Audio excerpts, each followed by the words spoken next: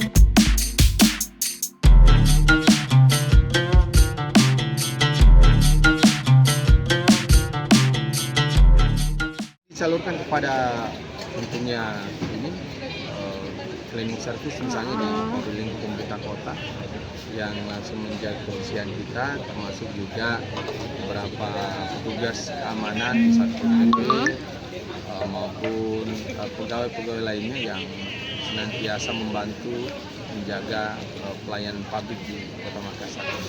Pak, kalau untuk total keseluruhan di Kota Makassar yang dikorbankan di masjid-masjid berapa banyak? Kemarin itu kami sudah laporkan kurang lebih 7.600 ekor sapi yang dipotong di wilayah Kota Makassar dan lebih 400 ekor kambing. Domba tidak ada, Pak? Mungkin kami sama dengan domba. Ya, alhamdulillah hari ini dengan inisiasi Dewan Korpri Kota Makassar kerjasama dengan pemerintah Kota Makassar itu sendiri, hari ini kita membeli hewan kurban, tentunya partisipasi dari beberapa Dewan Pembina Korpri SKPD. Alhamdulillah sudah terkumpul 9, termasuk juga dari Bapak Wali Kota dan Dewan Penasihat Kota. Total berapa ekor, Pak Kabak? Alhamdulillah terkumpul 9 ekor. 9 ekor sapi. Download Tribun X sekarang, menghadirkan lokal menjadi Indonesia.